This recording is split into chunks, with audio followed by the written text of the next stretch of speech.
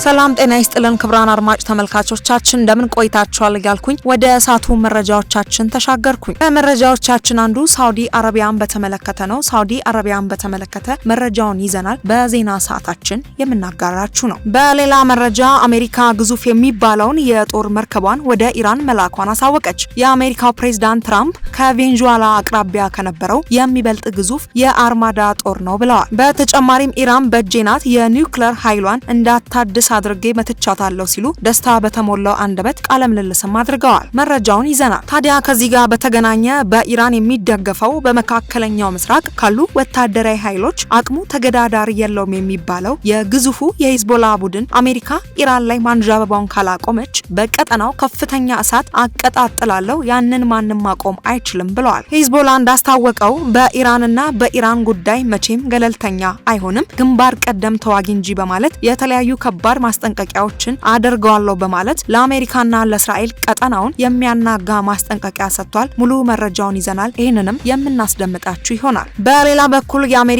የበረዶ ማዕበል በከፍተኛ ሁኔታ ጨምሯል። ይህንን ተከትሎ የሟቾች ቁጥር እጅግ ተበራክቷል። በርካታ ወደ 100,000 የሚጠጉ ዜጎች ያለ መብራት ተቀምጠዋል። እንዲሁም የተለያዩ ጉዳቶች ደርሰዋል። ይህንን ተከትሎ የኢትዮጵያ አየር መንገድም ወደዛ የሚደረግን ማንኛውንም ጉዞ ከልክሏል። በአሜሪካ ያለው ነገር እጅግ አስፈሪ ነው። ይሄ ገና ነው፣ ጅማሮ ነው የተባለ ነው። ጉዳዩን አስመልክቶ ሙሉ ማብራሪያ መረጃውን ይዘናል የምናስደምጣችሁ ይሆናል። ክቡራን አድማጭ ተመልካቾቻችን ለእሳቱ ለርሶ ጠቃሚ ብለን ያሰብናቸው መረጃዎች ሁሉ ይዘናል። እስከ ዜናችን ፍጻሜ ድረስ አብራችሁን ቆዩ። ታዲያ ለቻናላችን አዲስ ከሆናችሁ መሰል መረጃ በየሰዓቱ ለማግኘት ቻናላችንን ሰብስክራይብ በማድረግ የደውል ምልክቱ መጫን እንዳይረሱ። ቪዲዮ ላይክ፣ ሼር በማድረግ ይጀምሩ።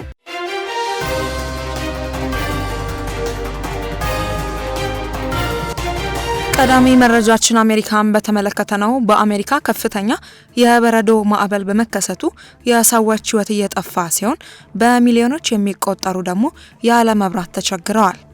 የሟቾች ቁጥር እስካሁን በደረሰው መረጃ መሰረት ቢያንስ 15 ሰዎች ሕይወታቸው አልፏል።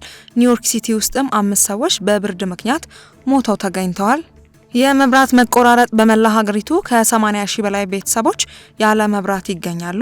በተለይም ቴኔሲ፣ ሚሲሲፒ እና ሉዊዚያና በከፍተኛ ሁኔታ ተጎድተዋል። የበረራ መቋረጥ ካለፈው ቅዳሜ ጀምሮ እስካሁን ከ14,000 በላይ በረራዎች ተሰርዘዋል። ይህም በአሜሪካ አቪዬሽን ታሪክ ከፍተኛ ነው ተብሏል። የአስቸኳይ ጊዜ አዋጅ ኒውዮርክን ጨምሮ ከ20 በላይ ክፍለ ግዛቶች የአስቸኳይ ጊዜ አዋጁን አውጀዋል። የባለስልጣናት ማስጠንቀቂያ የኒውዮርክ ሲቲ ከንቲባ ዞህራን ማሚዲያኒ እና የክፍለ ግዛቷ ገዢ ካቲ ሆክሉ ህዝቡ ከቤት እንዳይወጣ አጥብቀው አሳስበዋል። ሙቀቱ እስከ 49 ዲግሪ ሴልሺየስ ሊወርድ እንደሚችልና ሁኔታው ገና መጀመሪያ ላይ እንደሆነም ተገልጿል። ያው ከዚህ ጋር በተገናኘ ኢትዮጵያ አየር መንገድ በአየር ጸባይ ለውጥ የተነሳ ወደ አሜሪካ የሚያደርጋቸውን በረራዎች እንደሰረዘ ይታወቃል።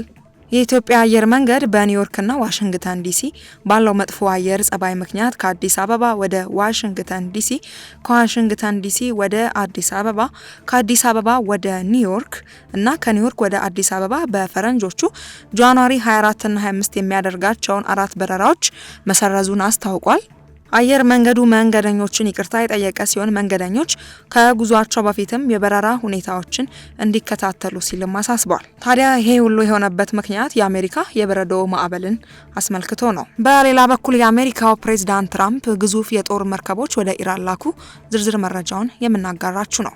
ፕሬዝዳንት ዶናልድ ትራምፕ ከአክሲዮስ ጋር ባደረጉት ቆይታ በአሁኑ ወቅትም በአሜሪካና በኢራን መካከል ያለው ሁኔታ እየተቀያየረ መሆኑን ገልጸዋል።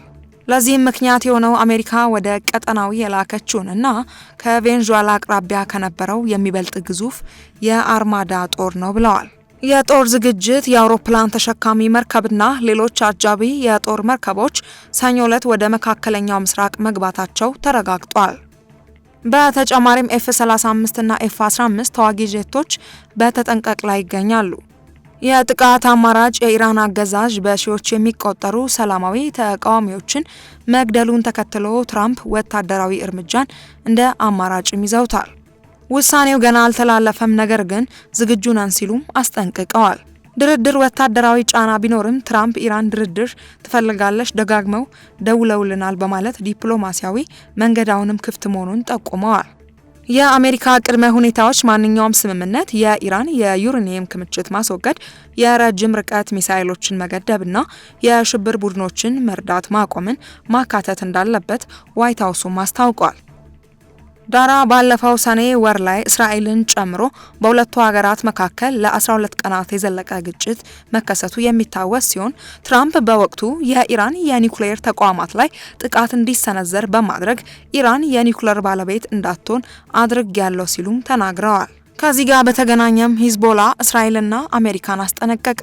የሊባኖሱ ሂዝቦላ መሪ ሼክ ናይም ቃሲም ሰኞ ዕለት በሰጡት መግለጫ በኢራን ላይ የሚሰነዘር ማንኛውም ጥቃት ያለምላሽ እንደማያልፍና ቡድናቸውም ዝም ብሎ እንደማይመለከት በጽኑ አስጠንቅቀዋል። የመሪዎች ደህንነት የኢራኑ መንፈሳዊ መሪ አያቶላ አሊ ካሚኒን የመግደል ዛቻ ሂዝቦላ እንደማይታገስ ገልጸዋል። የአንድን መሪ የመግደል ዛቻ በሚሊዮኖች ላይ የተሰነዘረ ዛቻ ነው ብለዋል። የተቀናጀ ጥቃት አሜሪካና እስራኤል በሊባኖስ፣ ጋዛ፣ ሶሪያና ኢራን ላይ የሚሰነዝሩትን ጫና የቀጠናውን የነጻነት እንቅስቃሴ ለማዳከም የታለመ የቀኝ ግዛት ፕሮጀክት ነው ሲሉም ወቅሰውታል። በእስራኤልና በአሜሪካ በኩል በኢራንና በሂዝቦላ ላይ በተናጠለ ወይም በአንድ ጊዜ ጥቃት ለመሰንዘር እቅድ እንዳለ መረጃ እንደሚጠቁምም ቃሲምም ገልጸዋል። ገለልተኝነት የለም። ሂዝቦላ በዚህ ግጭት ውስጥም ገለልተኛ ሆኖ እንደማይቆምና አስፈላጊ መሰለውን እርምጃ የመውሰድ ሙሉ ስልጣን እንዳለው አስታውቀዋል። ሂዝቦላ በኢራን የሚደገፍና በመካከለኛው ምስራቅ ካሉ ወታደራዊ ኃይሎች መካከል ከፍተኛ አቅም እንዳለው የሚነገርለት ቡድን ነው። አሁን ያለውን ውጥረት አሜሪካ ወደ ቀጠናው ግዙፍ የጦር መርከቦችን መላኳን ተከትሎ የመጣ መግለጫ ነው። በሌላ በኩል ሳውዲ አረቢያን በተመለከተ ያገኘነውን መረጃ እናጋራችሁ። በሳውዲ አረቢያ በአስቸጋሪ ሁኔታ ውስጥ የሚገኙ ኢትዮጵያውያን ወደ እናት ሀገራቸው የመመለስ ብሔራዊ ዘመቻ በከፍተኛ ፍጥነትም ቀጥሏል። ባለፈው አንድ ሳምንት ብቻ በተደረገ 14 ዙር በረራ 3422 ዜጎች በሰላም አዲስ አበባ ገብተዋል። የተመላሾች ስብጥር 3337 ወንዶች፣ 82 ሴቶችና 3 ህጻናት፣ ልዩ ትኩረት 72 የሚሆኑ እድሜያቸው ከ18 ዓመት በታች የሆኑ ታዳጊዎች ናቸው። አጠቃላይ ክንውን መስከረም 5 2018 ዓ.ም ከተጀመረው መጠነ ሰፊ ዘመቻ ጀምሮ እስካሁን 45093 ዜጎች መመለስም ተችሏል።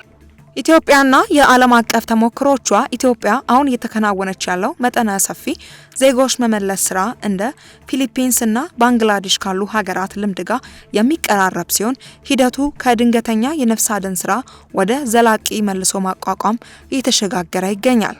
እንደ ፊሊፒንስ ተመላላሾች አየር ማረፊያ ላይ ከሚደረግላቸው አቀባበል ባለፈ የስነ ልቦናና የጤና ድጋፍ እንዲያገኙ እየተደረገ ነው።